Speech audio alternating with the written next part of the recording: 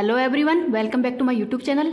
आज है 12 मई और आज की क्लास के अंदर अपन जो कुमार गौरव सर के द्वारा ही 12 मई को जो करंट अफेयर्स करवाई गई है, तो उसी क्लास का अपन हैंड रिटन नोट्स के रूप में रिवीजन करेंगे। तो इस क्लास के अंदर आपका टाइम भी बच जाएगा और जो सर के द्वारा कंटेंट करवाया गया है उस पूरे कंटेंट का रिवीजन भी हो जाएगा। साथ में ही इस क्लास की PDF है वो मैं मेरे टेलीग्राम चैनल पर डाल दूंगी। टेलीग्राम चैनल का लिंक है वो आपको इस वीडियो के ही कमेंट सेक्शन के अंदर मिल जाएगा, तो वहाँ से आप इसकी PDF प्राप्त कर सकते हैं। तो चलो शुरुआत करते हैं क्वेश्चन नंबर 1 से ही। समन्वित गश्ती कॉर्पेट का आयोजन है वो कहाँ पे किया जा रहा है? तो जो समन्वित गश्ती कॉर्पेट है इसका आयोजन भारत और थाईलैंड के मध्य किया जा रहा है। और आयोजन कहाँ पे किया जाएगा इस बार? तो अंडमान सागर के अंदर ही इसका आयोजन किया जाएगा। कौन सा संस्करण है? तो इस बार इसका 35वां संस्करण है। भारत की तरफ से इसमें INS जो केसरी है वो इसमें भाग लेगी, तो इसको याद रख लेना, INS केसरी भाग लेगी। इस जो गश्ती को कारपेट है इसको इंडो थाई कारपेट भी कहा जाता है, तो ये भी याद रख लेना। अब देखते हैं ललन टॉप क्वेश्चन। मैत्री अभ्यास तो भारत और थाईलैंड के मध्य किया जाता है।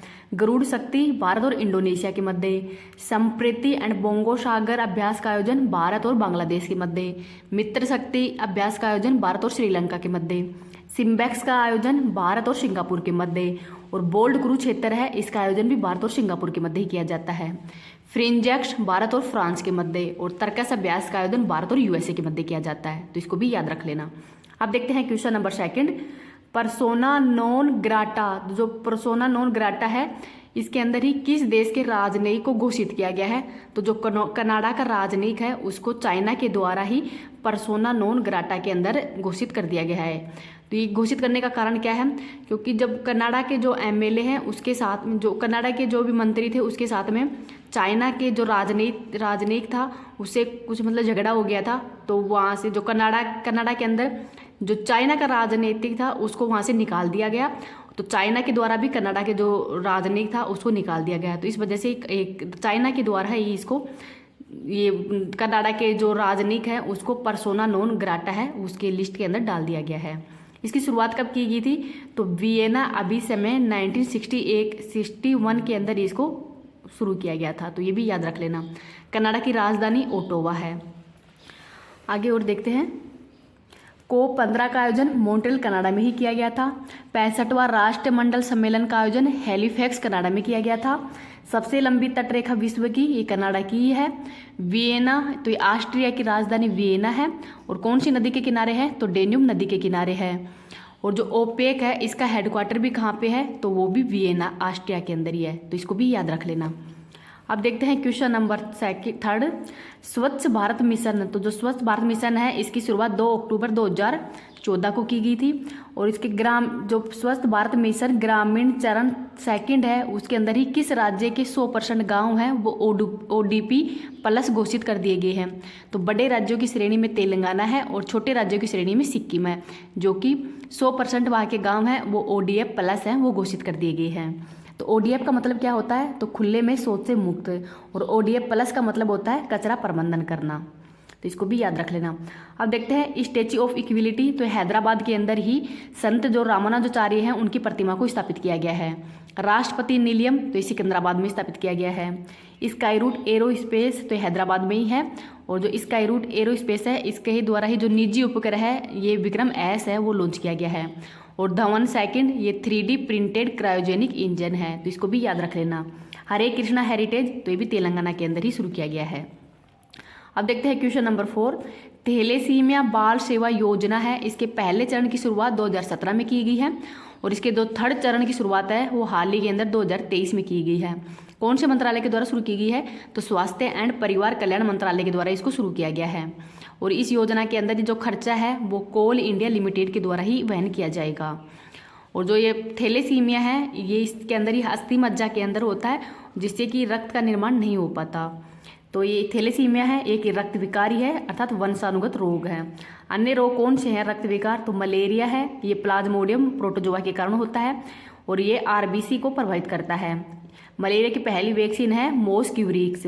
और मलेरिया दिवस कब मनाया जाता है? तो 25 अप्रैल को मनाया जाता है, तो इसको भी याद रख लेना। अगर ये वीडियो आपको पसंद आ रही है तो प्लीज़ इसको ज़्यादा से ज़्यादा लाइक एंड शेयर कर देना। अभी तक चैनल को सब्सक्राइब नहीं किया है तो चैनल को सब्सक्राइब भी कर लेना। आगे और देखते हैं।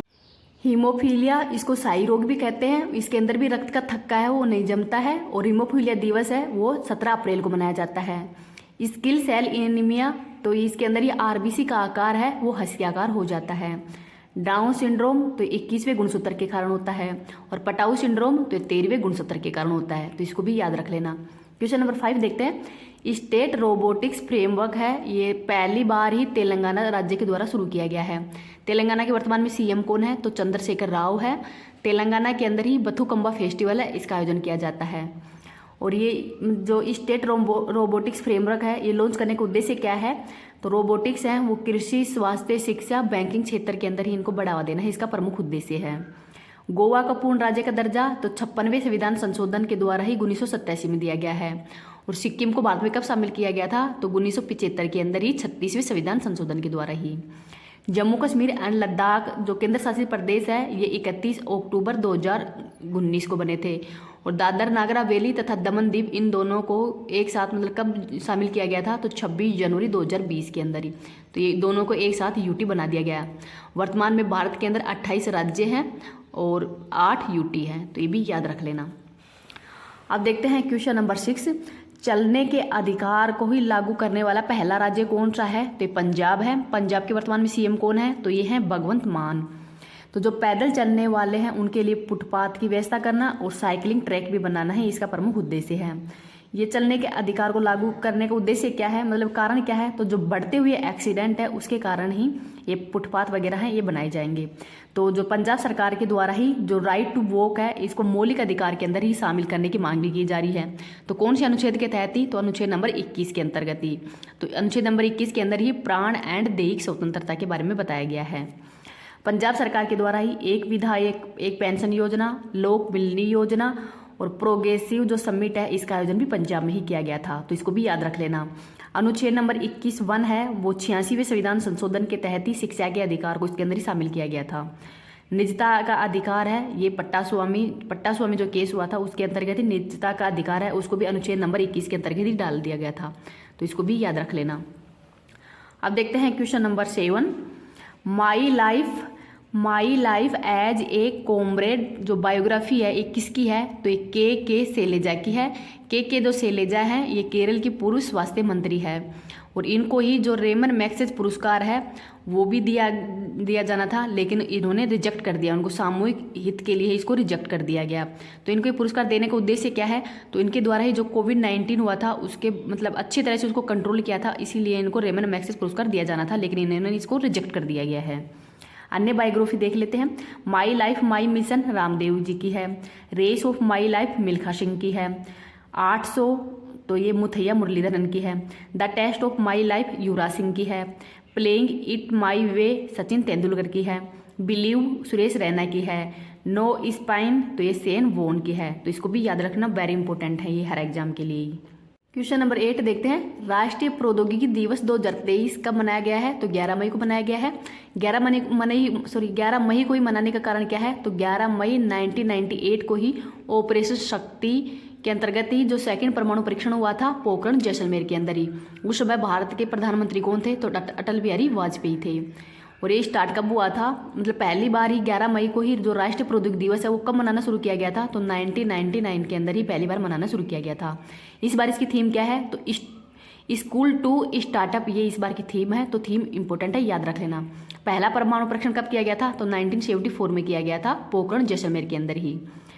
और किस नाम से, तो इस्माइल बुद्धा था, और इसके अंदर इस्माइल अगेन बुद्धा, तो इस्माइल अगेन बुद्धा इसकी थीम थी। इसके अंदर जो लोगो रखा गया था और इस्माइल बुद्धा इसमें है। अशोक स्तंभ के अंदर ही तो जो इसमें शेर दिखाए गए हैं जो कि शांत मुद्रा के अंदर ही है, तो इसको भी याद रख लेना। अब आगे देखते हैं क्वेश्चन नंबर 9। डॉक्टर अंबेडकर पुरस्कार 2023 से किसको सम्मानित किया है, तो योगी आदित्यनाथ जी को सम्मानित किया है। योगी आदित्यनाथ हैं, वर्तमान में ये उत्तर प्रदेश के मुख्यमंत्री हैं। और किसके द्वारा प्रदान किया गया है, तो रामनाथ कोविंद जी के द्वारा प्रदान किया गया है, जो कि पूर्व राष्ट्रपति है भारत के। इनको कारण क्या है ये अंबेडकर पुरस्कार देने का, तो भय मुक्त प्रदेश बनाने के कारण ही इनको ये पुरस्कार दिया गया है। 2022 के अंदर हर्षाला मल्होत्रा को दिया गया था, जो कि मुन्नी के नाम से भी फेमस है, तो उनके हर्षाला जो मल्होत्रा है उनको दिया गया था। और ये पुरस्कार देने की शुरुआत कब की गई थी, तो 1996 में शुरुआत की गई थी, तो इसको भी याद रख लेना। अब देखते हैं क्वेश्चन नंबर 10। मोनलम चेनमो महोत्सव, तो इसका आयोजन लेह लद्दाख के अंदर किया जाता है। और ये विश्व शांति व खुशहाली का प्रतीक भी है। हेमिस फेस्टिवल, लोसर फेस्टिवल लद्दाख के अंदर ही। स्पुतनिक गस्टर फेस्टिवल, इसको मुखोटा फेस्टिवल भी कहा जाता है, इसका आयोजन भी लद्दाख में ही किया जाता है। ट्यूलिप गार्डन जम्मू कश्मीर में। भूमचू फेस्टिवल और लोसांग फेस्टिवल ये भी सिक्किम के अंदर मनाए जाते हैं। सिद्ध दर्शन योजना और शिक्षे फेस्टिवल है, इसका आयोजन भी लद्दाख के अंदर ही किया जाता है, तो इसको भी याद रख लेना। अब देखते हैं क्वेश्चन नंबर 11।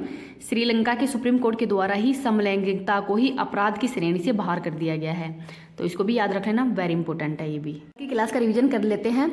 UN की रिपोर्ट जारी की गई है जिसके अंतर्गत ही मातृ मृत्यु, मृत्यु जन्म, नवजात मृत्यु के मामलों के अंदर ही शीर्ष स्थान भारत का है। Laureus sportsman of the year 2023 पुरस्कार तो ये लियोनेल मेसी को दिया गया है। अरब लीग के अंदर ही किस देश की सदस्यता है उसको बहाल की है, तो सीरिया की जो सदस्यता है इसको वापस बहाल कर दी गई है। विस्तारा एयरलाइंस है, ये सिंगापुर और टाटा के द्वारा बनाई गई है।